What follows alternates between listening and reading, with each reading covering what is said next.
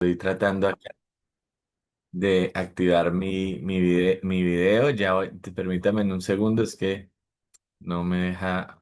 ¿Ya están viendo la presentación? Disculpe. Sí, sí se ve en Filemón, modelo de reconciliación Ah, y el logo de Minsk por el 25 aniversario. ok. Buenas noches a todos. Ahora sí, ya creo que me ven también la cara. ¿Sí? Bueno, mis hermanos queridos, de verdad que es un gusto estar con ustedes. Desde Colombia les envío un fuerte abrazo. Eh, Ay, ahora la pantalla me perdió. ¿Qué es esto? Sí están viendo, ¿cierto? Filemón. Ah, ok, y ahora sí.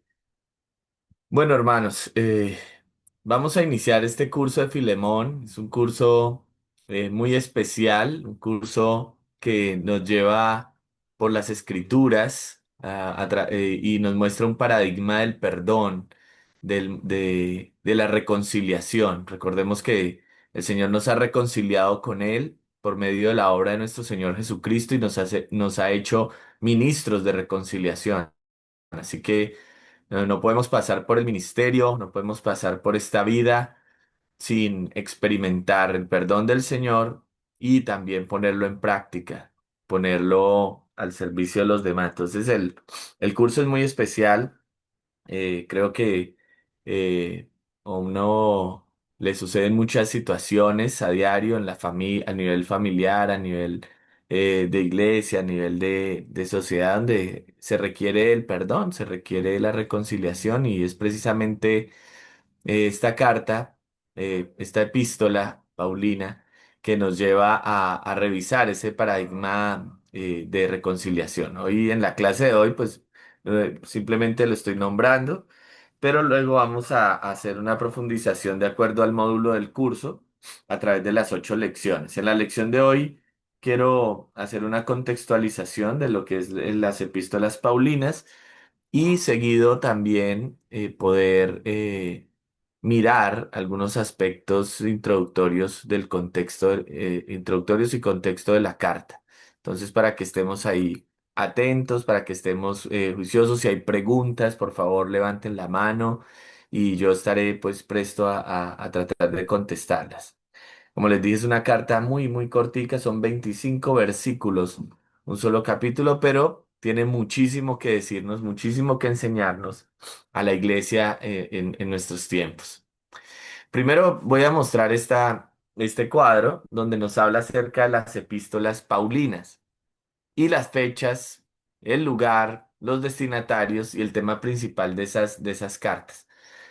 ¿Por qué? Porque pues esas epístolas enmarcan una época especial de la iglesia, el desarrollo de no solamente los temas doctrinales claves, las doctrinas de la gracia, la teología pactual, la eclesiología y todas las doctrinas esenciales del cristianismo bíblico, sino también todas las epístolas paulinas van a contener un tema práctico, un tema de práctica, de la práctica cristiana, que es muy importante considerar en su conjunto. O sea, el apóstol Pablo, bueno, toda la escritura está enmarcada dentro de la historia de la redención, dentro de la teología pactual, de todo lo que es el desarrollo del pacto de gracia, de esa historia del pacto que el Señor, con la cual el Señor nos permite reconciliarnos con Él o nos pone a cuentas con Él por medio del sacrificio de nuestro Señor Jesucristo en la cruz, su expiación, la expiación del Señor por medio de su sangre y la justificación gratuita, únicamente por la fe que Él mismo nos ha dado, o sea, por gracia totalmente.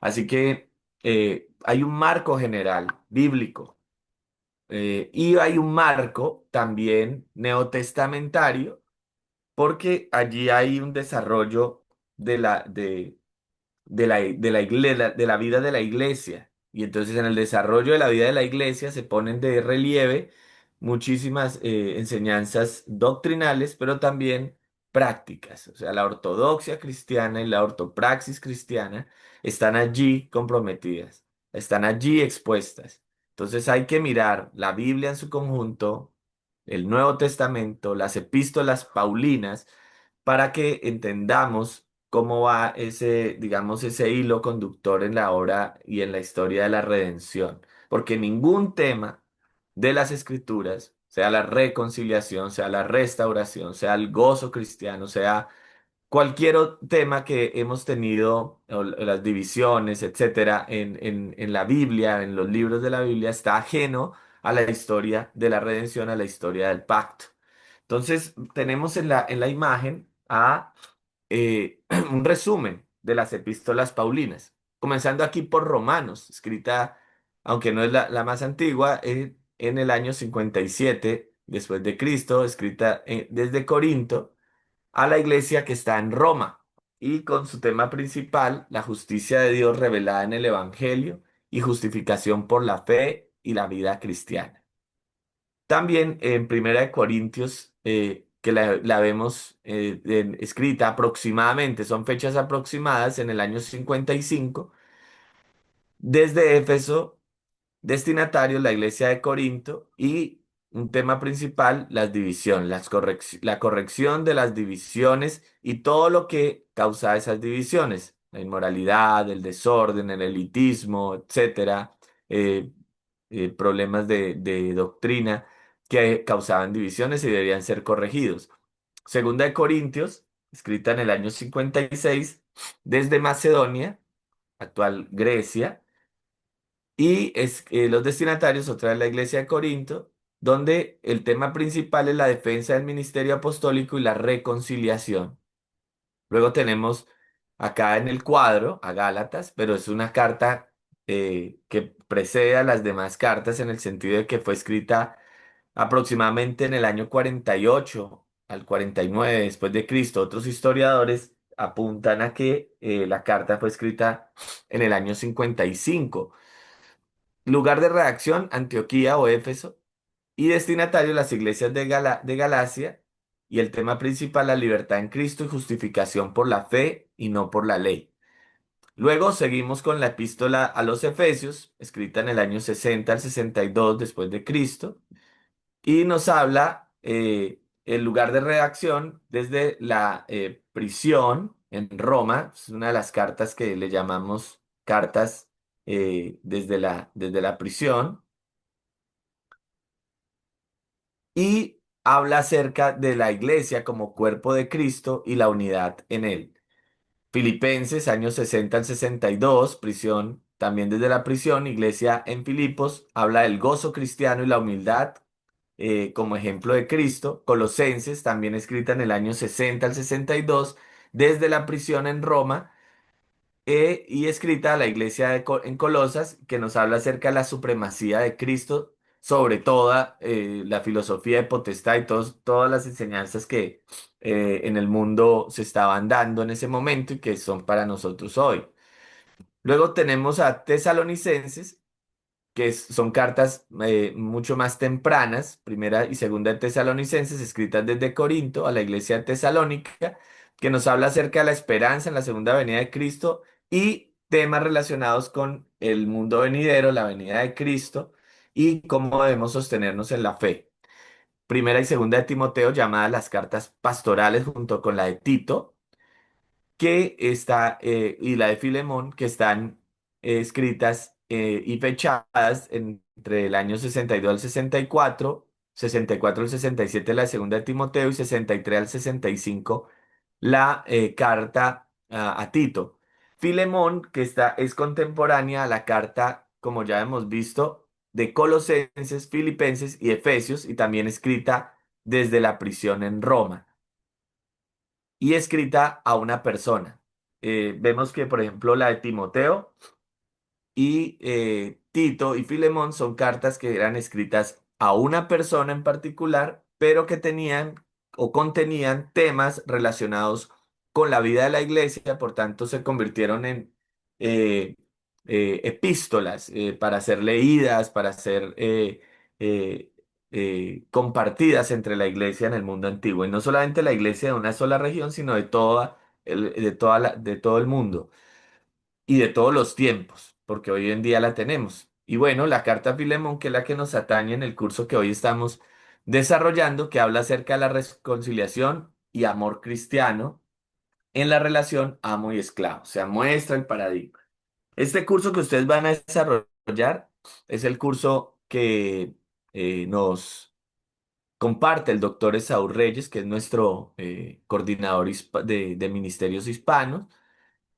Y pues el curso contiene unas lecturas adicionales que Carla luego nos va a compartir para que desarrollen sus ensayos, sus informes de lectura y bueno, tengan también que responder o a través de ese módulo el examen final, ¿cierto? Junto con la asistencia a estas conferencias o charlas y también pues con la entrega de sus trabajos, participaciones en foro, de acuerdo como la coordinadora les vaya desarrollando en su clase, pues se va a recoger la calificación, las notas que tienen unos porcentajes asignados y con ello pues tendremos la validación del curso que da 3 créditos académicos. Bien, entonces vamos a utilizar el curso del doctor Esaú Reyes en el me basado, aunque tengo otros materiales que pues van a enriquecer un poco la exposición que yo voy a estar haciendo con ustedes. Muy bien, vamos a hacer una introducción al curso en el día de hoy, como ya les había dicho, mis queridos hermanos, el curso nos va a presentar la carta más corta de Pablo, Filemón. Como ya les dije, 25 versículos, un solo capítulo. Ahora, es única dirigida a un individuo. Bueno, ya vimos que Timoteo es también dirigida a una persona, en este caso al joven Timoteo, lo mismo la de Tito, y en este caso a Filemón. Es una epístola de prisión, porque ya vimos que está escrita desde el lugar desde donde se escribió, es desde la prisión. Por eso se agrupan dentro del género epistolar y dentro de las cartas, las epístolas paulinas, como se conocen como el grupo de las epístolas desde la prisión, como conocemos las epístolas pastorales, y bueno, tenemos digamos, ese agrupamiento. Porque hay de todos modos un tema, porque hay un hilo, porque hay digamos, una unidad en el desarrollo de esos tratados, de esas epístolas. Algo para recordar que la inspiración que recibe el apóstol Pablo es una inspiración orgánica. Es una carta inspirada por el Espíritu Santo, aunque algunos en algún momento de la historia no la incluían dentro del canon o la rechazaron o la controvertieron. Nosotros creemos que es una carta inspirada y así quedó dentro de los concilios primeros de Calcedonia en los primeros siglos y fue reconocido por los padres de la iglesia. Entonces sabemos que es una carta inspirada, es una carta inspirada por el Señor, el Espíritu Santo lo inspiró a través de unas situaciones que fueron particulares y que fueron muy propias de la época en la cual se desarrolla el mensaje, ese primer siglo, ese tiempo en el cual existía la esclavitud, en el cual había unas circunstancias que rodeaban la vida de esos primeros cristianos y del judaísmo de la época. Entonces, y de todos y del imperio romano que era el que gobernaba, pero también de los otros imperios que fueron, digamos, desarrollándose a lo largo de la historia y que iban dejando también su huella y su desarrollo eh, cultural, social, económico, ético, religioso, etcétera. Entonces, ahí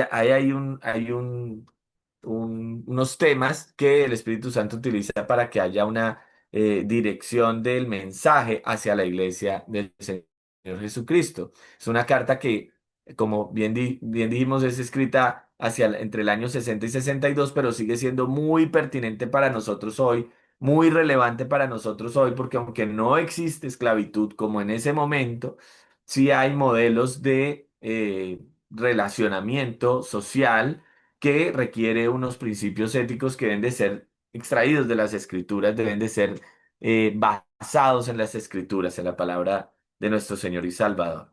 Entonces, la carta es muy, muy pertinente, además porque somos pecadores redimidos por la sangre de nuestro Señor Jesucristo, que tenemos un corazón, digamos, que se endurece fácilmente o es proclive fácilmente hacia cuestiones pecaminosas, pero pues tenemos la palabra del Señor, al Espíritu Santo para precisamente guardarnos, preservarnos de caer en dureza, de caer en la falta de perdón y cosas semejantes que realmente afectan la vida de la iglesia y afectan el avance del reino y el avance del evangelio de nuestro Señor Jesucristo. Entonces, esta carta es un contrato, dice el doctor Cornelio Hegeman, contrato ético y social cristiano. O sea, establece unas relaciones y una forma de relacionarnos con el otro a partir de lo que Dios hizo con nosotros y que es explicado muy magistralmente, pues inspirado por el Espíritu Santo y que lo expone el apóstol Pablo. Además, esta carta impacta en la iglesia. Obviamente, la vida de la iglesia, la eclesiología cristiana debe estar regulada por el principio regulador que es la escritura, la palabra de Dios. Entonces, la palabra del Señor regula, y esta carta regula a la iglesia en cuanto al modelo de reconciliación y de perdón entre los hermanos. Porque se dan cosas, ¿no? Acá en Colombia hay un dicho, no sé si en Perú, eso sucede hasta en las mejores familias. Entonces, los conflictos, las discrepancias, las contrariedades ocurren también en la iglesia. O sea, la iglesia no es un lugar exento de esto. Mientras estemos acá en la iglesia, recordemos que cuando lleguemos a la perfección, a la consumación de los tiempos, cuando estemos con el Señor, para siempre allá no va a entrar el pecado y ya no va a entrar el odio, la falta del perdón, las peleas, no, eso ya, las disensiones ya no entrarán. Entonces, sí, acá me dicen en Minsk, tenemos el mismo dicho, sucede en las mejores familias. Y así es. Entonces, mis hermanos, esta carta impacta en la iglesia, pero también debe impactar el sistema penal, cómo se regulan en la sociedad el tema de lo que es el encarcelamiento, bueno, la justicia punitiva. O sea, este es un tema para hallar. Esto lo estoy citando del doctor Cornelio Hegeman, que tiene un ministerio de MINTS en las prisiones. Entonces, ¿cómo esta carta de Filemón puede hacer que estas personas que están privadas de la libertad y que han cometido un pecado, así como tenemos acá en esta carta a Filemón, que hay un hombre que debe ser perdonado, ¿cierto? Entonces, Onésimo, entonces, ¿cómo estas personas pueden reconciliarse también? ¿Cómo deben de ser perdonados? Y cómo el mundo, cuando salgan de allí transformados, bueno, todo lo que se está haciendo en las prisiones, puedan también recibir esa reconciliación. Porque el ministerio de Mins, hermanos, permítame hacer la acotación acá y el paréntesis eh, está haciendo una obra magnífica entre las prisiones. Y el doctor Cornelio está haciendo un trabajo extraordinario allí, llevando el MINTS y preparando muchas personas para el ministerio allí, eh, dándole los cursos de MINTS, acercándolos a Cristo y viendo la obra salvífica del Señor allá. Porque recuerde que nuestro seminario es un seminario misión, un seminario que va e impacta y que, verdad, transforma y lleva la paz del Señor Jesucristo. Entonces, afecta el sistema penal. La esclavitud como tal ha sido aunque no, digamos, el modelo de esclavitud allí en Roma, en los primeros siglos, donde el cristianismo estaba en sus albores, no fue abolida inmediatamente, sí sentó la semilla y los principios para la abolición de la esclavitud. No fue a través de una revolución, pero sí a través de los principios bíblicos donde el tema de la esclavitud fue revaluado a través de los siglos y bueno, pues ya hoy en día no tenemos ese sistema de esclavitud, hay otros tipos de sistema de esclavitud, eh, digamos en las relaciones laborales pudiese existir un tipo de esclavitud y hay personas que se les va la mano siendo creyentes y otros trabajadores que no se comportan adecuadamente con sus empleadores, con sus jefes, y pues se establece esa relación que genera fricciones, genera eh, desavenencias y a veces afectan la iglesia. Yo recuerdo,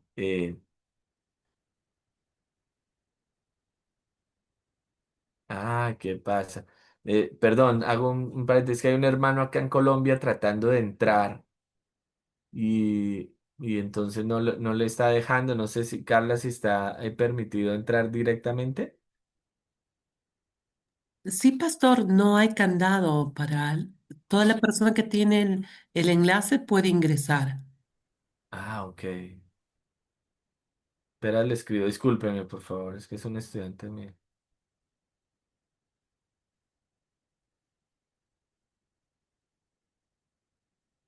Bueno,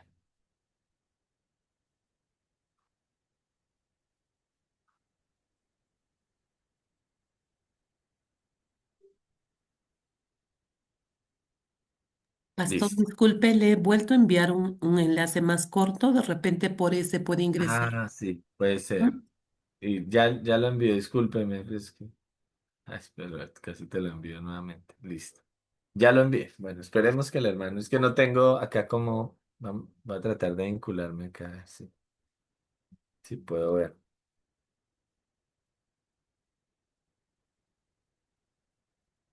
Bueno,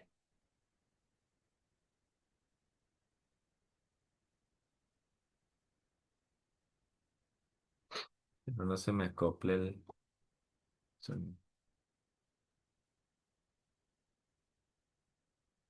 Sí, edición del nombre para mostrar, sale un aviso. Está saliendo ese aviso. Es decirle cancelar, iniciar sesión.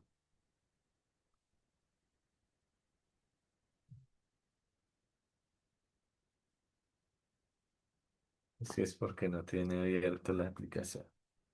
Bueno, muy bien, continuamos entonces, mis queridos hermanos.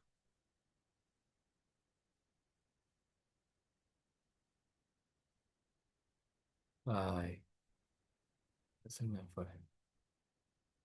¿Alguna pregunta hasta aquí? ¿Algún comentario de pronto que quieran ustedes hacer?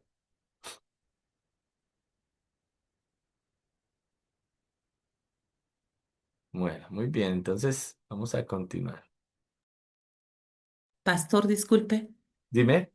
Entonces estamos, digamos, sentando la base que los conflictos pueden suscitarse tanto dentro como fuera de la iglesia también, Sí, porque hay muchas correcto. personas que se acercan a la iglesia y piensan que en la iglesia ya nos crecieron las alas y que todos nos llevamos muy bien y que nunca tenemos ningún impasse, pero a la luz de la realidad, creo que no es así, ¿verdad?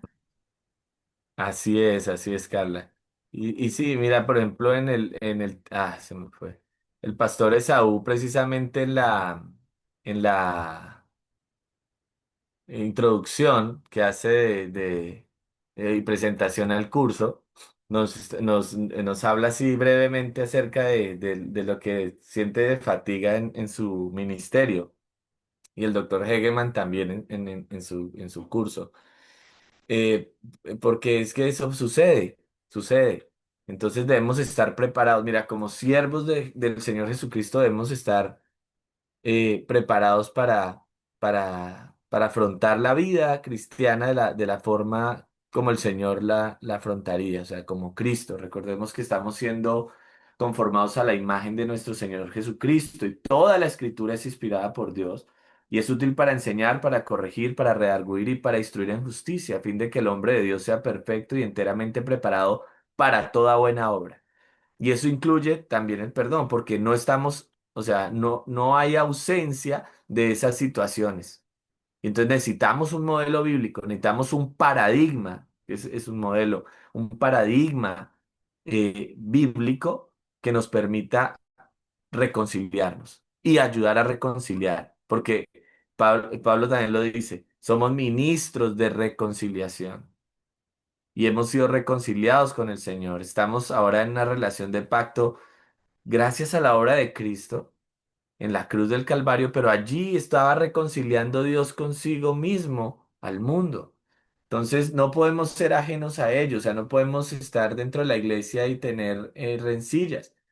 Hace poco precisamente salieron dos familias de la iglesia local nuestra y llevaban 12 años, mis queridos hermanos, sin dar fruto, claro, no podían, no servían, no servían al Señor, no se ubicaban en ningún ministerio, no lograban empalmar con la iglesia porque tenían rencillas en sus corazones contra hermanos de la iglesia y hasta conmigo. Y nunca lo trataron, nunca lo manifestaron, lo tenían ahí guardado al punto que llegó el momento de que explotó y salieron de la peor forma posible. Y cuando tratamos de extender la mano como iglesia, como presbiterio, para reconciliarlos, para llevarlos a un proceso de reconciliación, no quisieron, se fueron. Entonces, precisamente no sabían cómo gestionar eh, las diferencias, el conflicto o las cosas que pudieran surgir en la vida cotidiana. Entonces, es muy importante, mis hermanos, porque queremos iglesias saludables porque queremos iglesias que glorifiquen al Señor. Ese es nuestro mayor anhelo, que el nombre del Señor sea glorificado, es decir, que sea conocido, que sea amado, que sea respetado, que sea seguido, que sea conocido por todos, que sea aceptado por todos. O sea, es el deseo de la iglesia, glorificar al Señor, que vean su belleza, que vean su hermosura, su bondad, todos sus atributos, todas sus perfecciones. Y para hacerlo, pues necesitamos ser iglesias saludables. Y esto es muy importante para una iglesia saludable. Entonces, impacta la iglesia, debe impactar todos los niveles, aún hasta el gobierno. Miren, hermanos, el evangelio del Señor Jesucristo. Por eso Pablo dice, no me avergüenzo del evangelio porque es poder de Dios para salvación. Corta de raíz la esclavitud, nos ha librado del pecado, nos ha librado de ese amo cruel llamado Satanás, nos ha librado de la esclavitud a, al pensamiento caído, al mundo. O sea, el Señor nos da libertad, Él es nuestro libertador, Él es quien nos ha cortado las cadenas, ha roto las cadenas. Entonces el Evangelio nos ha librado. Acá más que un tema social es un tema espiritual, aunque socialmente impacta nuestra vida y somos libres también para amar, para perdonar, para cuidar y para hacer lo que es pertinente hacer a un cristiano en la vida para glorificar al Señor Jesucristo. Entonces, el Evangelio corta el pecado, destruye la esclavitud al pecado. Ya no somos esclavos, somos libres. Tenemos ahora un amo que es nuestro Señor Jesucristo, Salvador nuestro. Ahora, muestra a la iglesia como comunidad de reconciliación, porque el Señor nos ha reconciliado, pero también nos ha dado unas órdenes, unos mandamientos, unas ordenanzas, como amen a su prójimo como ustedes mismos. Amarás al Señor tu Dios con todo tu corazón, tu alma, tu mente y con todas tus fuerzas y amarás a tu prójimo como a ti mismo. Pero también nos ha dicho que seamos misericordiosos como nuestro Padre es misericordioso, que perdonemos nuestras deudas como nuestro Padre nos ha perdonado a nosotros, que recibamos y nos reconciliemos con aquellos que nos han hecho daño. Es más, nos manda a orar por aquellos que nos persiguen y nos ultrajan, que demos bendición a los que nos maldicen. Es una forma de reconciliación. Entonces el Evangelio trae esa libertad. El Evangelio nos da esa nueva perspectiva y eso es lo que estudiaremos en este curso de Filemón. Porque el tema central de la carta, ya lo he esbozado, ya lo he anunciado, es el perdón mutuo entre cristianos. ¿Cómo nos perdonamos? Es el reflejo también del perdón de Dios hacia nosotros. ¿Cómo reflejamos el perdón de Dios hacia nosotros? O sea, ¿cómo lo reflejo? ¿Cómo le muestro al mundo que Dios me ha perdonado? ¿Qué tal yo sin perdonar? Dice, antes de dar su ofrenda, antes de ir al altar, póngase en paz con su hermano, antes de hacerlo. Es lo que es la verdad, ¿cierto? Y debe ser práctica y vital. Es decir, sin ello es imposible adorar al Señor. Anda, ponte a cuentas y ahí sí trae la ofrenda al altar para adorar. La vida de la iglesia, una iglesia saludable sin el perdón, pues no está en un buen camino. Estaría totalmente errada y con urgente necesidad de arrepentimiento y de la intervención divina.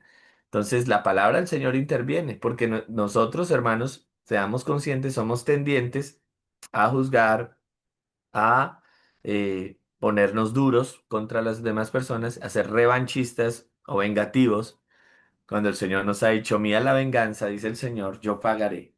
Pero la tendencia nuestra, ¿cuál es? Es hacer lo equivocado. Esa es la tendencia de nosotros. Por eso el Señor nos da esta carta. Por eso el Señor trae esta palabra para nosotros, para la iglesia del Señor. Y entonces vamos a mirar el paradigma bíblico en Filemón. ¿Cuál? El paradigma bíblico en Filemón es que puede ser usado en cualquier situación de conflicto a las que nos enfrentemos en la vida cristiana. Filemón modela con claridad lo siguiente. Escuchen. Ortodoxia cristiana de la redención. Es decir, la palabra orto, que significa recta, y doxia, doctrina. La doctrina correcta del cristianismo, la verdadera doctrina, la doctrina saludable, la sana doctrina cristiana de la redención. Es decir, que el Señor nos redimió. Éramos esclavos y nos volvió a comprar. Estábamos vendidos al pecado y Él nos compró. ¿Cuál fue el precio que dio? Alguien que me lo diga en voz alta para que no sea yo solo el que lo diga. ¿Cuál fue el precio del Señor Jesucristo? Derramamiento de Tu su propia. sangre en la cruz del Calvario. Amén, amén. La sangre de Cristo Jesús derramada en la cruz fue el precio para redimirnos. O sea, un precio muy alto. Nos perdonó, nos amó, nos recibió, siendo nosotros pecadores, enemigos, estando lejos. Nos hizo cercanos, nos hizo amigos, nos perdonó y echó al fondo del mar, echó al fondo del mar nuestro pecado, hizo alejar de nosotros nuestras rebeliones y anunció constantemente el Señor a través de los profetas el arrepentimiento, pero también el perdón, la redención del pueblo a través de la obra del Señor Jesucristo, de la obra de pacto, de un pacto de gracia. Pero también nos muestra y nos modela con claridad la ortopraxis del perdón. ¿Qué es ortopraxis? Correcta práctica del perdón. Una buena ortodoxia, ya lo hemos visto cuando vimos predicación, o bueno, creo que en otro curso lo dije, una correcta doctrina conlleva una correcta práctica. Ortodoxia produce ortopraxis. Ortodoxia produce ortopraxis. Entonces, correcta doctrina sobre el perdón, sobre la obra de Cristo, la redención, la salvación, va a producir en nosotros o debe producir en nosotros una correcta práctica cristiana. O sea, el Señor nos lleva a practicar esto. Si no lo llevamos a la práctica, sencillamente estaríamos muy contradictorios y muy lejos de lo que el Señor quiere realmente con nosotros. Por eso afecta la vida de la iglesia. Pero también nos da con claridad un modelo, un paradigma bíblico de ortopatía, de la reconciliación, es decir, la correcta forma de relacionarnos con otros. O sea, cómo yo soy, puedo ponerme en el lugar del otro. Y entonces eso, tanto la ortodoxia, la ortopraxis, la ortopatía de la redención, del perdón, de la reconciliación, se manifiesta en unidad renovada en el Evangelio. Unidad, que es precisamente, como les mostré en el cuadrito, uno de los temas que Pablo también trató en una de sus epístolas, como la epístola a los Corintios, la unidad del pueblo de Dios, la unidad de la iglesia.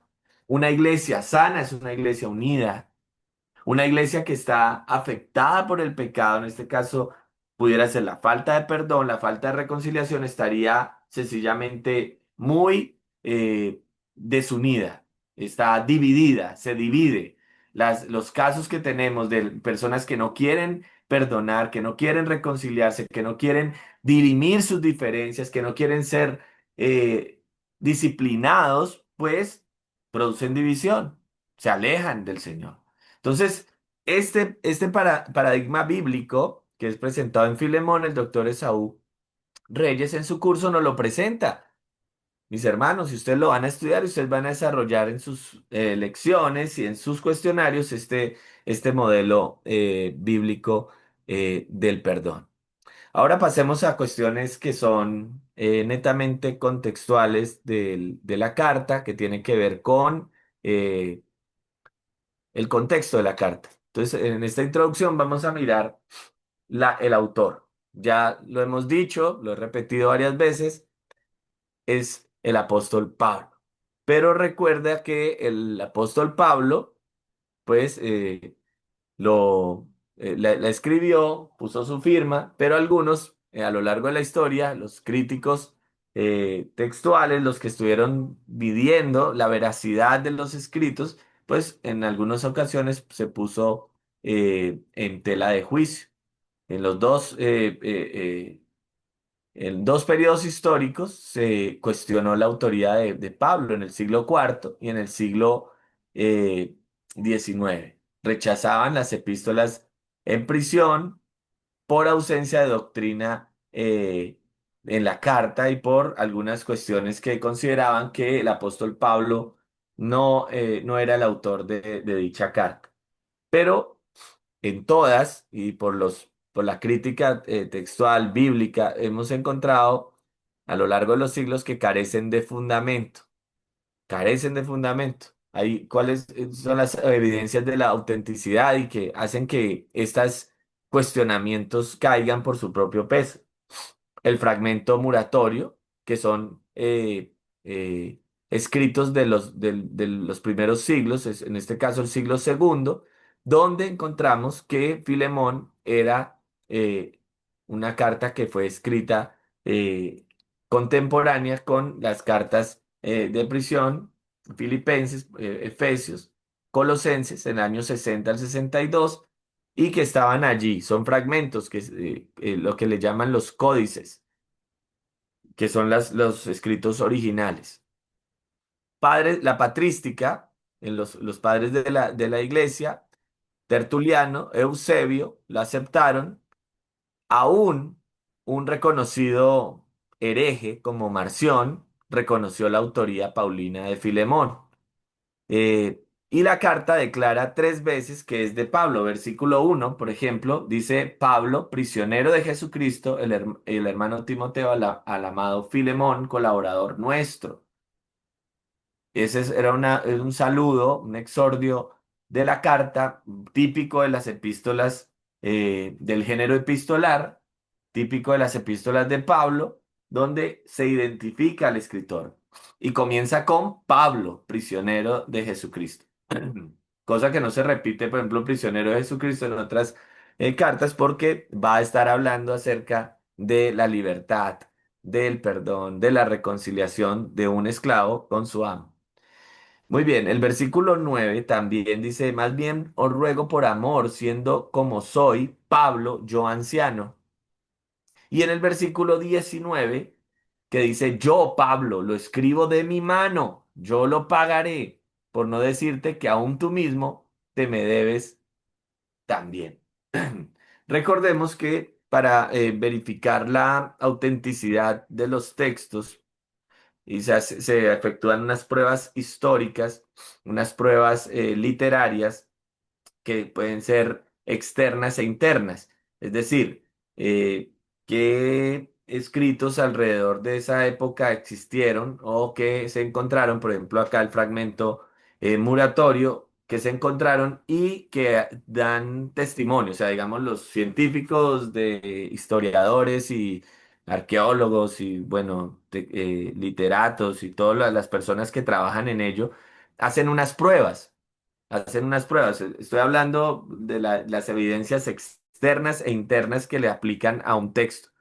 Por eso tenemos seguridad de que lo que está acá escrito es totalmente cierto. Primero, por la fe que descansa en la verdad y en lo que el Señor ha puesto en nosotros, que sabemos que es palabra de Dios totalmente. Pero aún la ciencia ha hecho ese tipo de pruebas científicas, historiadores, donde se aplica entonces esas pruebas internas y externas. Entonces, pruebas internas es lo que acabo de hacer yo. Esto pues es un poco a manera de ilustración para cuando se estén estudiando otros textos, no necesariamente esta carta. Entonces, miren ustedes cuántas veces aparece yo Pablo, Pablo prisionero. Entonces, es Perdón, una pastor. prueba de que es el autor. Es una prueba interna, una evidencia interna de que él es el autor. Muy bien. Y pues ya la autoría paulina es aceptada casi universalmente. Digo casi porque pueden haber grupos que la cuestionen, pero en general tú vas a encontrar en cualquier comentario bíblico, en cualquier diccionario bíblico o escrito alrededor de las epístolas paulinas, que Filemón evidentemente fue escrita por Pablo. La Pastor, carta a los hebreos sí tiene un punto aparte. Cuando se ve algún curso sobre hebreos, se puede verificar si fue de Pablo o no. Algunos no la incluyen, que sea autoría de Pablo, porque ahí no se identifica como en las otras cartas, en las demás epístolas, Pablo como autor del texto. perdón, pastor. Adelante, Osvaldo. Pastor, de pronto una acotación o una aclaración. Adelante. Ciertos estudios se nos recomienda que a manera lúdica, para poder nosotros interpretar mejor un texto, se nos aconseja de pronto investigar o leer eh, otras versiones bíblicas, ¿cierto? Ok. Sí. Aparte de la Reina Valera, puede ser, digamos, la Reina Valera actualizada o la de las Américas o una versión internacional o una traducción del lenguaje actual, pero para efectos académicos. Claro, hasta Sí, ahí, ¿cierto? sí, señor. O no, Sí. No, ok. sí, sí, Osvaldo, cuando uno estudia una carta. De hecho voy a ver si alcanzo a llegar hoy, si no en la próxima clase, una recomendación acerca de cómo vamos a hacer el abordaje de la carta, y bueno, eso nos sirve para otras cartas, que he recomendado en el curso del doctor Cornelio Hegeman, de hacer el estudio inductivo, devocional, expositivo. Entonces, dentro de esos métodos de estudio bíblico, se incluye lo que tú dices, que es comparar versiones, mirar las No, versiones. mira que le quería compartir a los hermanos de pronto que yo tengo acá abierta la versión de la traducción del lenguaje actual del primer verso de Filemón. Sí, En ¿cómo Reina dice? Valera en 1960 dice: Salutación Pablo, prisionero de Cristo, y el hermano Timoteo al armado Filemón, colaborador nuestro. De pronto la forma gramatical o del lenguaje para muchos es incomprensible, Ajá. ese estilo de literatura. Pero si nos vamos al lenguaje actual, dice así: Filemón, querido compañero de trabajo, te escribe Pablo. Como bien sabes, estoy preso por servir a Jesucristo. Recibe mis saludos y los del hermano Timoteo. Entonces, si vemos ya esa traducción nos ayuda a comprender pues una de las mejores traducciones o más acertadas que es la Reina Valera del 60. Era Correcto. nomás esa pequeña acotación, pastor, de carácter educativo, Sí, pues algunos hermanos de pronto que batallen un poquito con la forma gramatical que tiene la Valera de 1960, pues uno la compara con otra traducción y va a comprender mucho más fácil el verso bíblico. sí. Y que aquí nos reafirma en esa traducción actual, pues que indudablemente, pues lo que usted nos está enseñando, de que efectivamente fue Pablo, porque ahí lo está diciendo en otra forma de expresión, pero lo está confirmando. Así es, así es. Bien, para el estudio de la palabra del Señor, o sea, cuando ya vamos a estudiar, yo le digo a la iglesia, hermanos, en la escuela dominical podemos usar varias versiones, pero cuando ya estamos en el culto usamos la oficial Reina Valera para que hagamos las lecturas de forma acorde, unificados, en orden, y la iglesia pueda glorificar al Señor. Pero estudiando, como es el caso que estamos en este espacio de estudio, es necesario comparar las versiones para hacerlas precisamente más comprensibles, más entendibles o analizar algunos detalles que a veces se nos pueden escapar. Muchas gracias, Osvaldo, por la intervención. Bueno, pasemos a la fecha. Ya habíamos hablado acerca de la fecha de redacción. Entonces se estima que fecha aproximada entre el 60 y el 62 años 60 y 62 durante el primer encarcelamiento de Pablo en Roma, que es el mismo periodo de la epístola a los Colosenses. Se descarta Cesarea o Éfeso como lugares de origen. Es desde la prisión. ¿Por qué? Porque Pablo está hablando y dice Pablo prisionero de Jesucristo. Y también en otra referencia dice que yo, Pablo, en versículo 9 anciano y ahora además prisionero de Jesucristo. O sea, dice anciano.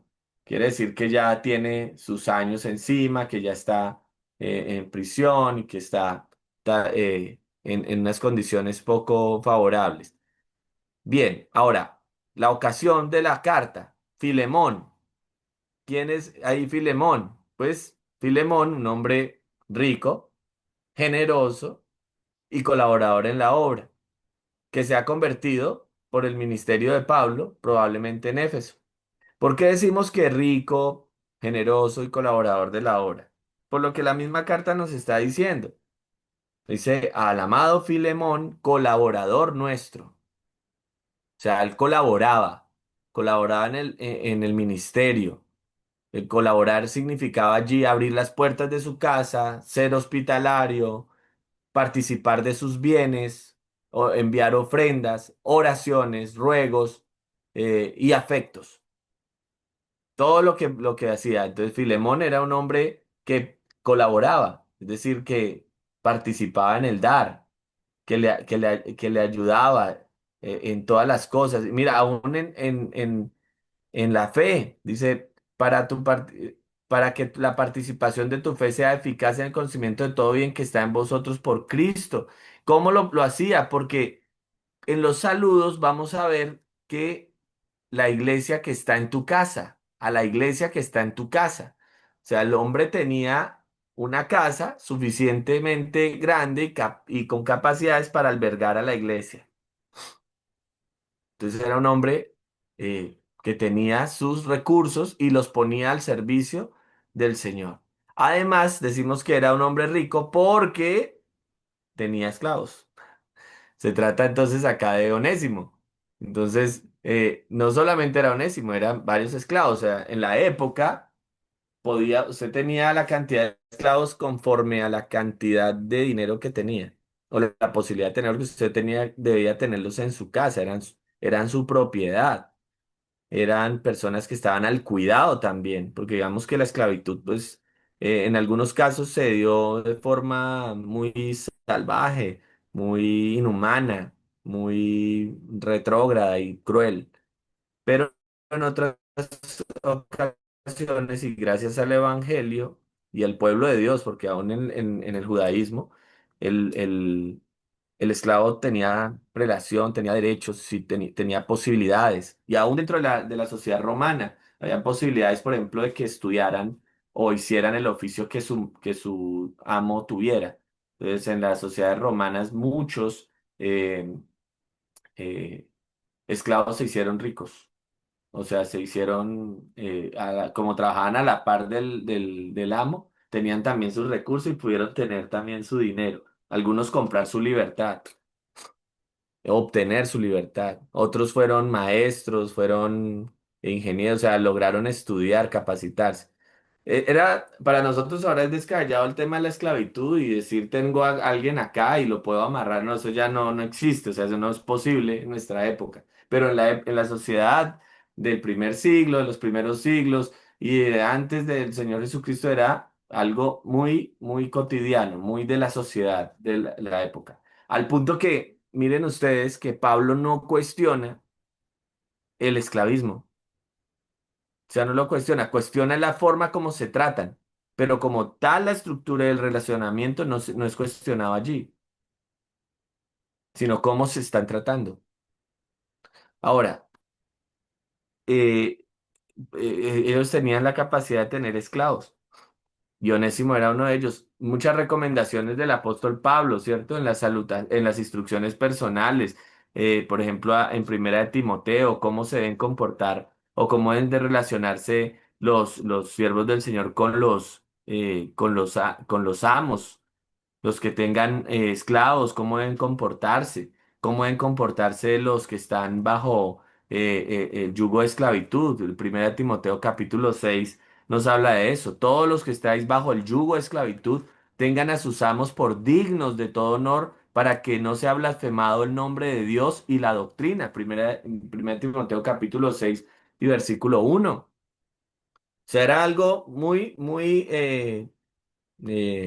cotidiano, muy de la sociedad de la época, pero las escrituras que trascienden todos los tiempos y todas las culturas y todos los sistemas sociales y económicos, nos dan una progresión y digamos, llegan al punto de lo que finalmente terminó destruyendo ese sistema o aboliendo ese sistema de esclavitud y era el relacionamiento y las formas de cómo nos debemos tratar entre los seres humanos. Y entonces entre la iglesia mucho más. Es muy interesante hacer ese análisis, pero pues no nos atañe ahora por el curso y por el tiempo. Muy bien.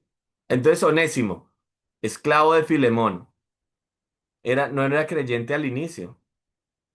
Huyó de su amo, posiblemente le robó. Llegó a Roma y conoció a Pablo.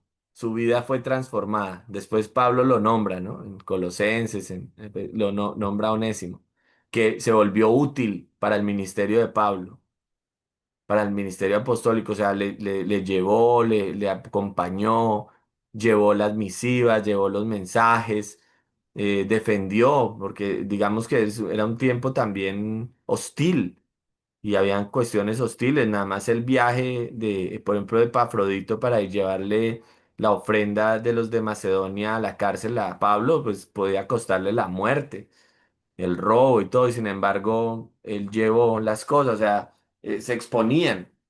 Entonces, Onésimo era muy útil para Pablo, y Pablo lo menciona entonces que le ha sido muy útil para él. Por eso le dice que lo reciba, ya no como esclavo, sino como un hermano amado.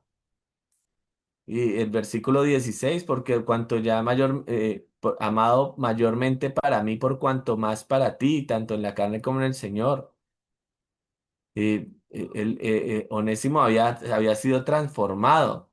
En el versículo 11 dice, bueno, el versículo 10 dice, te ruego por mi hijo Onésimo. Lo considera alguien muy familiar, muy cercano, muy de la entraña, que es algo muy especial. Y luego le dice, a quien engendré en mis prisiones. O sea, cuando conoce Onésimo al Señor, por eso decimos que fue posiblemente en Roma, donde se convierte. Se lo engendré en mis prisiones. Dice, el cual en otro tiempo te fue inútil, o sea, no le sirvió como esclavo, como siervo, pero ahora a ti y a mí nos es útil. ¿Por qué? Porque Filemón estaba sirviendo, la iglesia quedaba en su casa, porque estaban en la misma tarea, en extender el reino. Y dice, el cual vuelvo a enviarte. Tú pues recíbele como a mí mismo. Yo quisiera retenerle conmigo para que en lugar tuyo me sirviese en mis prisiones por el Evangelio. Entonces, es una persona ya muy confiable, muy recomendable de Pablo. Entonces, le está diciendo que ya no como esclavo, sino más que esclavo, como hermano lo reciba. Entonces, se volvió útil para el ministerio, claro, pero esa relación debía ser restaurada. Onésimo debía ahora cumplir los mandados, las condiciones de Pablo, bueno, todo lo que encarna la vida ministerial, pero no podía, o sea, ¿cómo se puede llevar a cabo el ministerio si estaban en rencilla? Necesitaba enviar a Onésimo, pero si estaba mal recibido, si era mal recibido por Filemón, pues sencillamente no podría hacer la tarea y el evangelio sufriría estorbo. Entonces Pablo estaba en esa preocupación y ahí escribe y ahí es donde es inspirado por el Espíritu Santo de Dios. Entonces debía ser restaurada la relación con Filemón, como debe ser restaurada toda relación entre hermanos, entre creyentes, entre iglesia. Claro, hay algunos que rechazan esto, pues eso puede mostrar el carácter de un no creyente o de un creyente que se ha endurecido y necesita ser exhortado, pero tenemos confianza en lo siguiente, mis ovejas oyen mi voz y me siguen. Entonces, el que es hijo puede estar duro, puede estar molesto, puede estar ajeno o sin ganas de perdonar, pero finalmente escuchando esta palabra, escuchando el mensaje, viendo el ejemplo de Cristo Jesús revelado en las Escrituras, pues cede, se convierte, se arrepiente y perdona y se reconcilia con su hermano. El que no es del Señor, pues se endurece, se endurece, se endurece y hermano, le aplica a uno todos los procedimientos, le abre los brazos, sin embargo sigue en su obstinación, sigue. Entonces, debe ser, sale o es expulsado de la comunidad, pero en un proceso también disciplinario que admite, porque si no es del Señor, pues sencillamente va a estar causando tropiezo al Evangelio. Entonces, a veces también tienen que salir. Pero entre hermanos, entre hijos del Señor debe primar esta reconciliación. Repito, al principio hablamos, también afecta la sociedad, nuestras familias, entonces es un buen modelo de reconciliación también, porque nosotros somos ministros de reconciliación y debemos de procurar ello. Hay un curso que es el de pacificadores Peacemaker y es precisamente un modelo de reconciliación también basado en las escrituras para resolución de conflictos. Es muy útil para llevarlo también a todas las esferas, ¿no? Nosotros, por ejemplo, yo soy educador, trabajo en el sistema educativo público en Colombia, entonces es útil para el tema de arbitraje, de escucha, bueno, y ciertas cuestiones que se deben de dar en los procesos de consejería y resolución de conflictos, porque vivimos en conflictos. Somos gregarios, el Señor nos ha dado, somos relacionales, porque hemos sido hechos a la imagen del Señor en lo relacional, pero en ese relacionamiento, por causa del pecado y de la caída del hombre, pues vivimos en conflicto.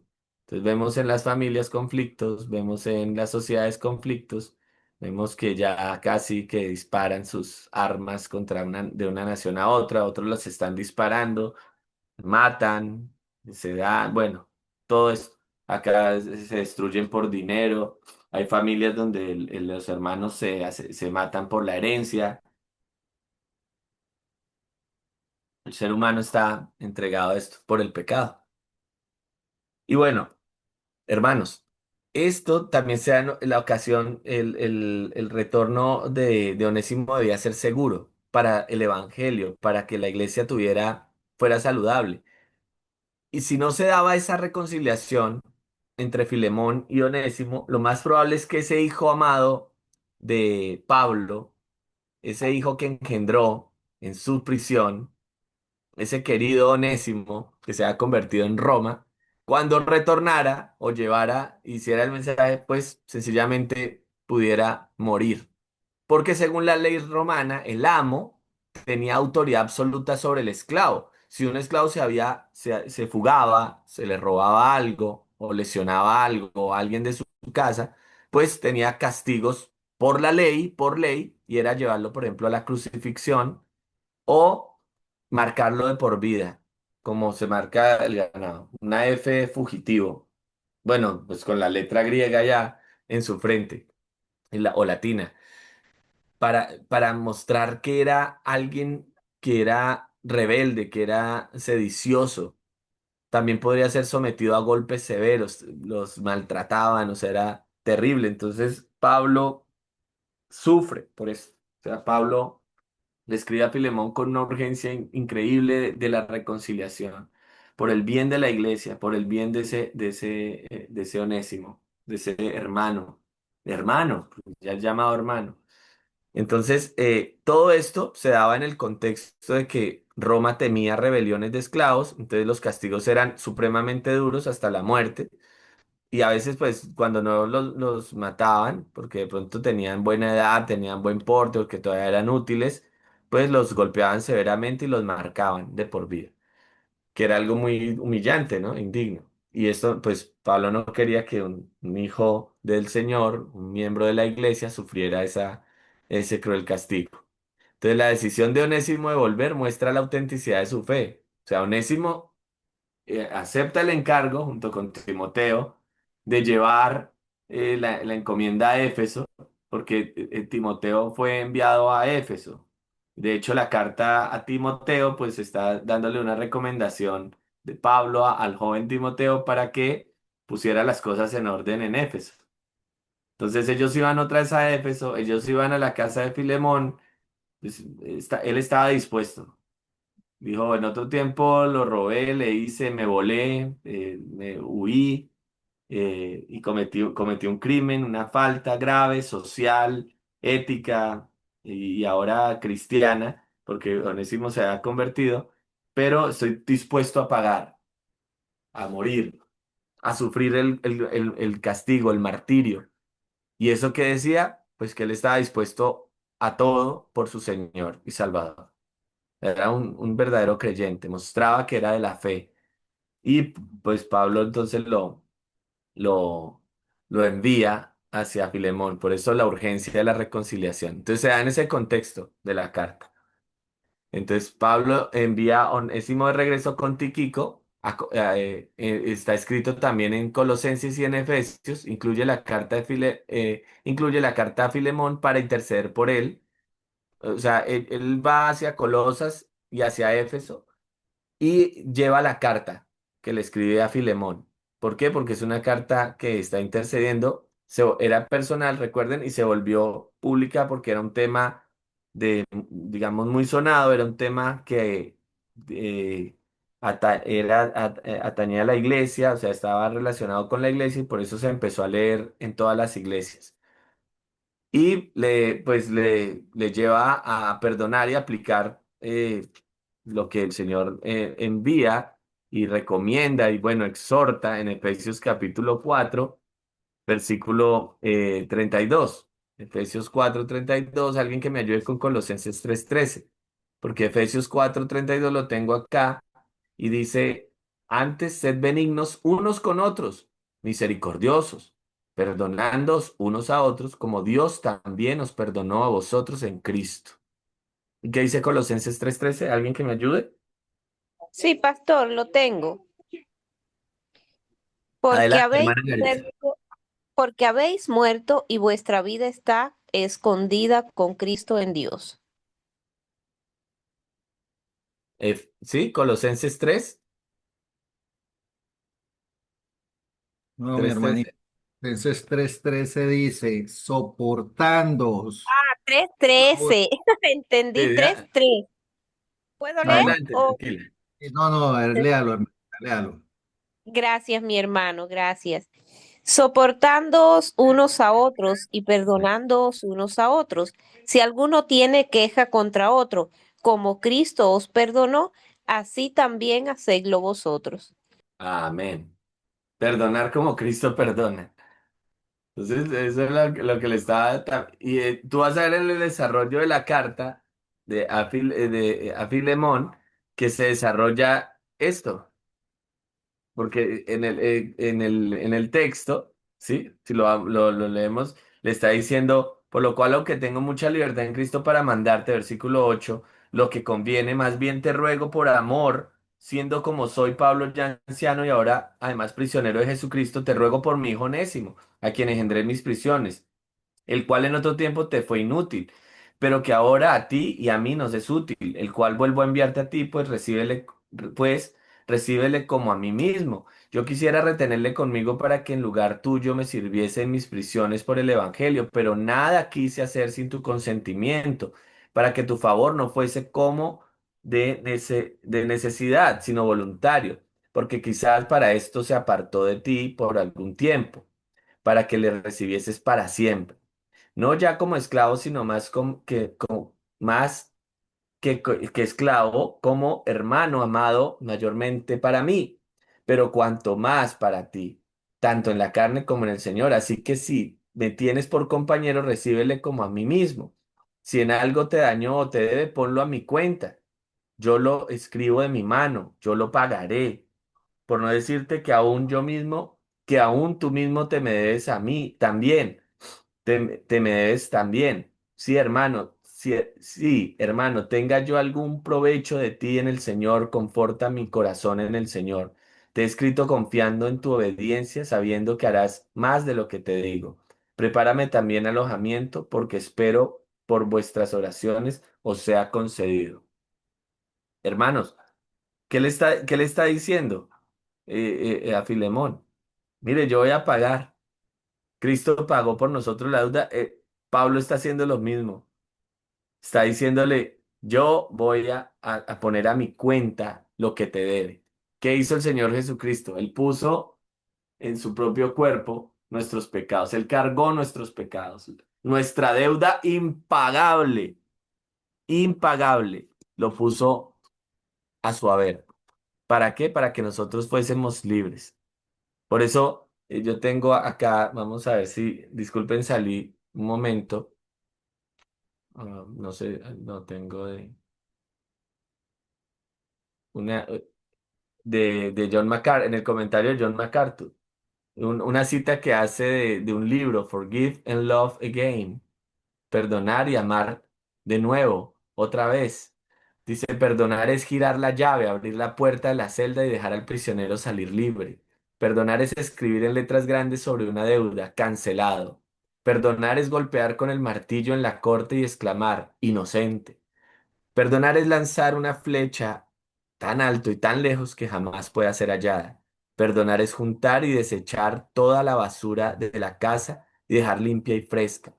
Perdonar es soltar las amarras de un barco y dejarlo ir en mar abierto. Perdonar es otorgar completo indulto a un delincuente condenado. Perdonar es soltar a un oponente en la lucha. Perdonar es limpiar un muro destrozado por el grafito y dejarlo como nuevo. Perdonar es romper una vasija de barro en miles de pedazos de manera que nunca más pueda ser reconstruida. Lindo, ¿no?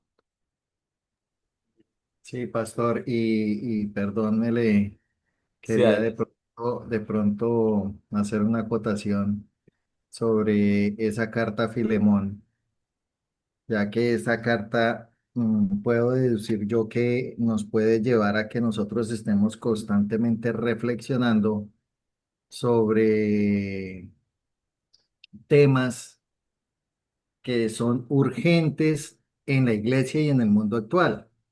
Temas como cuáles, por ejemplo, el de justicia social. Sí, todo escuchamos políticos hablar que justicia social, y a veces repetimos como loritos, pero en sí no tenemos claro qué es el contexto de ese principio, el cual promueve la igualdad de derechos, la igualdad de recursos y todas las oportunidades para todas las personas. Entonces, en Filemón encontramos eso. que nos lleva a que nosotros estemos pensando sobre esa justicia social. La otra, la que usted ya lo ha dicho repetitivamente, pues es obviamente la reconciliación. Hay otro tema muy importante que en esa carta de Filemón nos lleva a reflexionar sobre un tema muy neurálgico, lo llamo yo así, que es sobre el liderazgo pastoral, ya que hoy en día todos sabemos que líderes, independientemente de su enigma, si nace o se hace, líderes hay buenos y hay malos.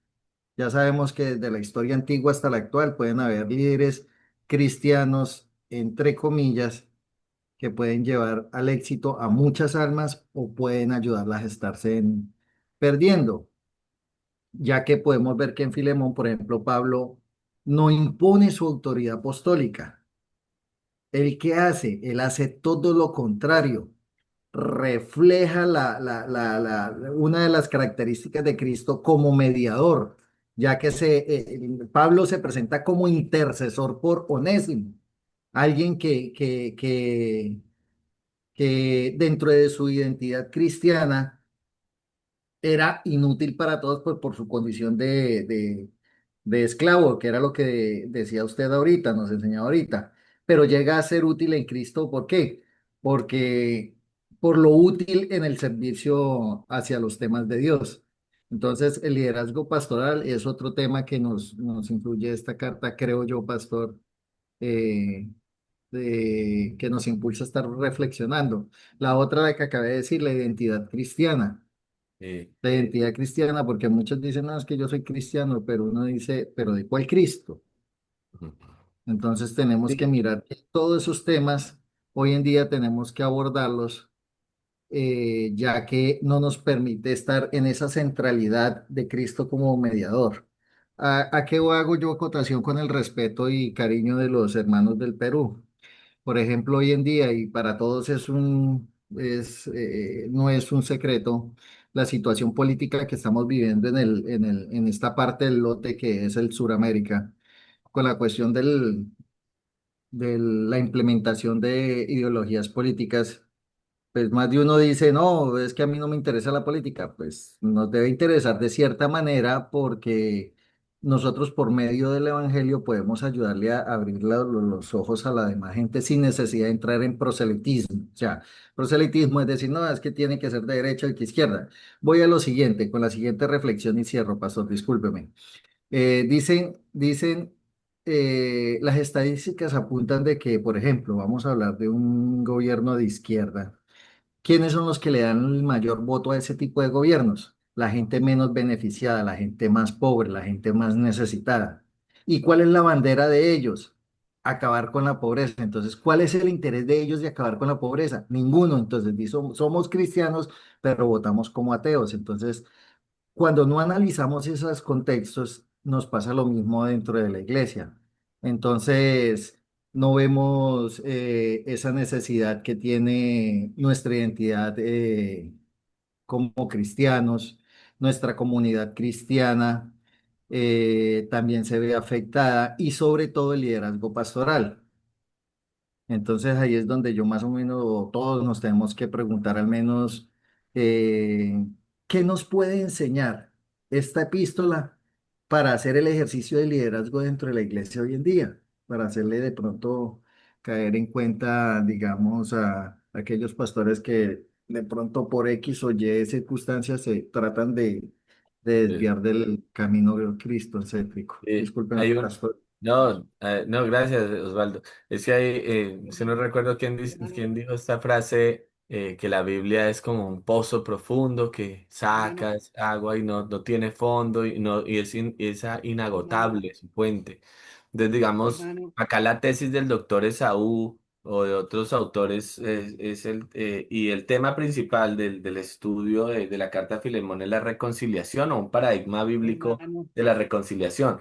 Pero lo que encontramos es lo que tú dices, o sea, que se puede extrapolar y se puede llevar a otros ámbitos y además que podemos sacar lecciones para el ministerio, para el pastorado cristiano efectivo y para tener iglesias saludables. Entonces no es solamente que estamos enfocados ahí, sino que muchas lecciones también pueden aflorar de allí, pueden surgir de este estudio a Filemón. Precisamente cuando apliquemos, digamos, un proceso exegético y el método y el estudio bíblico, metódico, devocional, expositivo de las escrituras, vamos a poder ir extrayendo muchos más elementos de Hermano, la carta y de todos los estudios que hagamos en todo momento de las escrituras. Porque recuerde que debemos estar estudiando continuamente la palabra, bebiendo de esta, hermano, de esta fuente inagotable son las escrituras. Muy hermano, bien. Adelante, hermano, sí. yo estoy pensando en una situación. ¿Por qué mezclamos el pensamiento humano, que es la política, con el pensamiento de la palabra de Dios? Yo pienso que tenemos que respetar. Nosotros somos cristianos, creyentes en Cristo Jesús. No estamos pensando en política, que es el pensamiento humano. Entonces, lo que dice el hermano, no me parece, porque no vamos a mezclar el agua con el aceite. Eso no se va a poder. Respetemos la palabra de Dios. Gracias, hermano. Gracias, hermano David. Yo digo que la referencia que está haciendo, tal vez no interpretaste el tema de que es la vida cristiana impacta no solamente nuestra vida eclesiástica, sino que trasciende a otros puntos. Entonces, ahí como pastores, como siervos del Señor, debemos dar el ejemplo en la iglesia, en las familias, y finalmente esto va a impactar la sociedad. Cristo santifica la cultura, Cristo santifica todo lo que hay a nuestro alrededor. O sea, en la medida que el reino avanza, también pues se ven impactadas y se ven afectadas todas las demás esferas de la vida. Obviamente, todo el tema de la política y el apunte que tú haces es y con una ilustración muy correcta. Es el agua y el aceite. O sea, nosotros no podemos pretender que los políticos tengan estos principios, pero nosotros sí los tenemos. Entonces, nosotros sí somos los que aplicamos estas verdades y podemos extraer estas lecciones de una carta como la que estamos estudiando, el curso de Filemón, para aplicarlo a todas las demás ambientes, esferas y bueno, donde Dios nos ponga, porque somos creyentes y somos ministros de reconciliación y por donde vamos yendo, vamos llevando la reconciliación, vamos llevando el perdón. Vamos mostrando el perdón entre nosotros, porque mira que la carta está bien muy eclesiológica, pero impacta. Yo recuerdo uno de los lemas de una congregación donde yo estuve hace muchos años, y era, lo sabrán por nuestro amor. Entonces, el mundo sabrá que somos del Señor, que somos hijos de Dios, porque nos perdonamos los unos a los otros, porque nos amamos los unos a los otros, porque testificamos eficazmente de la verdad, de la vida cristiana, de la doctrina cristiana, de la ortodoxia cristiana, cuando hacemos una correcta práctica de lo que el Señor nos ha enseñado. Sean misericordiosos, sean compasivos los unos con los otros. Pastor, Y perdón, porque de pronto el hermanito no quede como ese sin sabor, porque totalmente respeto y está correcto y todo lo que él dice es cierto. Pero en términos actuales debemos pensar que involucrarse responsablemente en la vida pública es amar al prójimo, procurar esa justicia, la equidad y la dignidad para todo. ¿Por qué? Porque nosotros debemos tener ese balance cristiano reformado que es el que nosotros estudiamos en MINS. Lo que no es ese balance reformado, que es el evangelio, no se debe confundir con un partido político, que es lo que dice el hermano, obviamente. Ni la iglesia debe convertirse en una maquinaria de poder. Lo que sí es ese balance reformado, es donde el cristiano como ciudadano del cielo y de la tierra debe vivir en ambos reinos y debe ser coherente, dejando que esa misma fe nos guíe para la participación de la vida pública. Entonces, ahí yo puedo concluirle al hermanito que mezclar la vida política con la vida cristiana no significa hacer del cristianismo un proyecto partidista, o sea, que yo esté haciendo proselitismo, sino reconocer que Cristo gobierna toda la vida y que el creyente, como discípulo tenemos la responsabilidad de vivir en la esfera pública conforme al Evangelio, buscando justicia, paz y el bien común. Porque me ponía yo a leer, pastor, perdón, algo, por ejemplo, ahorita usted hablaba de la esclavitud. ¿Y cuál es la esclavitud moderna hoy en día? La prostitución, trata de personas, los vicios y lo que le llaman ahorita soy modelo cibernético, eso se llama prostitución, solo que lo hacen a través de una cámara. Y eso es otra forma de esclavitud. Hay muchas formas de esclavitud en la Claro, actualidad y, entonces, y aún la las pregunta, relaciones laborales se dan claro, relaciones esclavistas. Entonces, que exacto. deben de ser reguladas precisamente por el principio bíblico que está y el paradigma bíblico que estamos viendo en este curso, y es de cómo nos debemos tratar y cómo debemos reconciliarnos Era la que les... porque el Señor nos ha reconciliado. Digamos, ahí está el paradigma, ahí está el modelo que debemos tener en la iglesia y en todo momento y en toda esfera de la sociedad. Porque De, una gran pregunta podría ser, pastor, ¿será que nosotros estamos preparados para recibir a una persona que está bajo el yugo o la esclavitud del homosexualismo en la iglesia? ¿O qué van a hacer? ¿Lo van a echar? No, usted es pecador, eche para afuera. ¿Estamos preparados? No nos estamos preparando de pronto para una situación de esas. Digo yo, ¿no? Porque para un... pero precisamente el modelo de reconciliación nos lleva a empezar en a Cristo. perdonar y a recibir, pero pues obviamente llamando siempre al arrepentimiento al pecador, porque es que el pecado esclaviza. Claro. Y los hábitos, los vicios, y todo, o sea, digamos que esto es muy amplio, o sea, es una carta de 25 versículos, pero es muy amplia en su aplicación, Y muy entonces por amplia, eso, porque es para la vida. Recordemos que hay un principio que tenemos, es que la palabra del Señor es nuestra única regla de fe y de fe y de conducta, la única regla de fe y conducta nuestra en la iglesia. O sea, que nos dice cómo debemos, en qué debemos creer, cómo debemos comportarnos.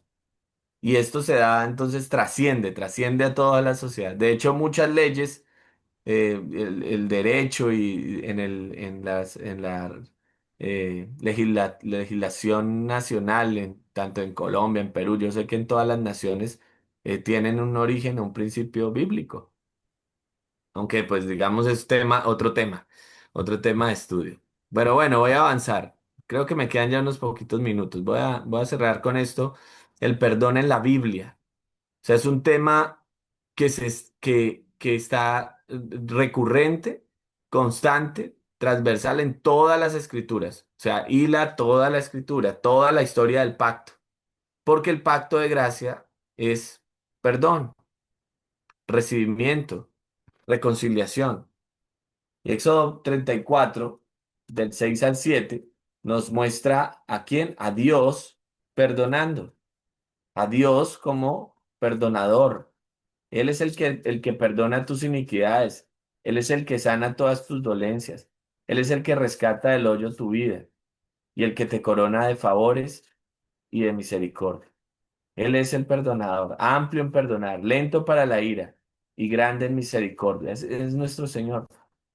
Entonces, Éxodo 34 6 al 7 también nos dice lo siguiente.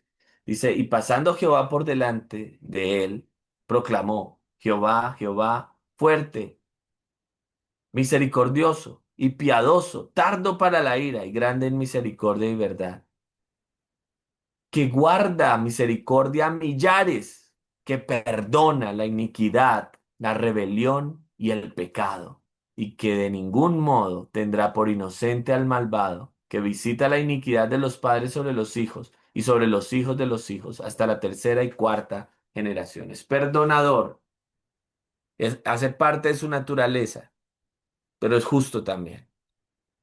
Ese es el Señor que se revela en las Escrituras. Y Filemón, a través de esta petición de Pablo a Filemón, inspirado por el Espíritu Santo, nos revela un modelo de reconciliación bíblico para que lo estemos aplicando constantemente en nuestra congregación. Esta lámina muestra evidencias del perdón. Permíteme, yo leo Salmo 32:1 Con esta lámina voy a finalizar hoy. El jueves continuamos para la segunda lección. Entonces, el Salmo 32:1 dice lo siguiente. Bienaventurado aquel cuya transgresión ha sido perdonada y cubierto su pecado.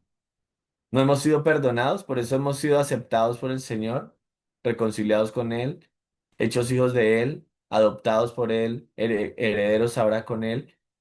Eh, Somos ahora real sacerdocio, nación santa, pueblo adquirido por Dios. Entonces somos bienaventurados, somos la comunidad de los que han sido perdonados, por tanto deben de perdonar. Salmo 85, versículos 2 y 3. Voy a leer unos pocos versículos de todos estos. Fuiste propicio a tu tierra, oh Jehová, volviste la cautividad de Jacob, perdonaste la iniquidad de tu pueblo. Jeremías 33:8. Voy a leer como les dije a algunos. Si quieren, tomen la lámina, aunque yo después compartiré todas las diapositivas de todo este curso con nuestra coordinadora Carla para que ella las comparta a todos y tengan ustedes este material que es para ustedes, nuestros seminaristas, pueblo de Dios. Dice, yo y los limpiaré de toda su maldad con que pecaron contra mí y perdonaré todos sus pecados que contra mí pecaron y que contra mí se rebelaron. Primera de Juan 1:9, que si confesamos nuestros pecados, Él es fiel y justo para perdonar nuestros pecados y limpiarnos de toda maldad, en quien tenemos redención por su sangre, el perdón de pecados. Así que la parábola del hijo pródigo, perdón. ¿Qué vemos en la Biblia? Perdón. ¿Qué vemos en Filemón? Perdón. Y bueno, ya eso lo voy a dejar para la próxima clase. Bueno, mis hermanos. Si hay preguntas, si hay comentarios finales, o si no, entonces quedamos ya en las manos del Señor y que Carla nos dirija en oración para finalizar y hacer el cierre.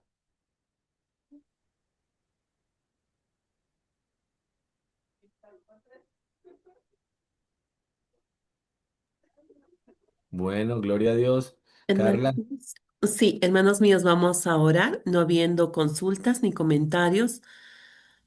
Oremos, hermanos. Padre bendito, Padre celestial, te damos gracias, Señor, por tu inmenso amor, por tu misericordia con cada uno de nosotros. Gracias, Padre bendito, porque tú pones, Señor, la disposición en tu siervo Juan Manuel Correa, Señor, para que Él nos pueda ayudar, para que nos pueda compartir de lo que tú le has enseñado. Dios amado, Dios bendito, sabes, Señor, que tenemos dificultades, Dios bendito, en todos los ámbitos, Señor, donde nos desenvolvemos siempre hay dificultades, Señor. Siempre hay aspectos, Señor, que necesitamos arreglar. Dios bendito que sea tu palabra guiando, Señor, nuestras relaciones y aún, Señor, otorgando el perdón y salvando, Señor, estas situaciones. Por favor, Dios Santo, Dios bendito, que danos un corazón que sea humilde, Señor, que nos permita reconocer, Señor, cuando ofendemos, que nos permita, Señor, también ofrecer el perdón cuando hemos sido ofendidos. Por favor, Dios Santo, te suplicamos, te rogamos, prepara nuestros corazones también para el día jueves, Señor, para continuar aprendiendo. Gracias, Padre, en el nombre de tu Hijo amado, Cristo Jesús, Señor y Salvador nuestro. Amén. amén. Muchas gracias, mis hermanos. Un abrazo. Dios los Muchas bendiga. gracias. Muchas gracias, pastor. Muy buenas noches a cada uno de ustedes, hermanos. Por favor, no olvidarse que he compartido con ambos grupos el texto que es para nuestro estudio. Hay que desarrollar para la siguiente clase el cuestionario número 1. Y cualquier pregunta, cualquier interrogante que ustedes tengan, por favor, no duden en alcanzar. Y a su vez, yo lo voy a estar alcanzando al maestro. Gracias, Pastor Juan Manuel. Gracias también a nuestro hermano Osvaldo, que lo he visto conectado aquí. Es bonito poderlos ver, reencontrarnos por este medio. Que Dios los bendiga a cada uno de ustedes. De igual manera, hermanos, muy Buenas buenas. noches, hermanos. Bendiga. Buenas noches. Buenas Buenas noches. noches. Hermanos, buenas noches, Buenas hermanos, con todo. noches, Tenga buen pastor. descanso. Hasta la próxima. Buenas noches, Carlita. Gracias, profesor, por la lección de hoy. Buenas noches, hermanos. Buenas noches, pastor, con todos mis hermanos también. Muy buenas noches, amados hermanos. Con vuestro permiso, voy a cerrar la sesión del día de hoy para poder compartir el video cuando se haya grabado. Que el Señor los bendiga. Hasta el día jueves.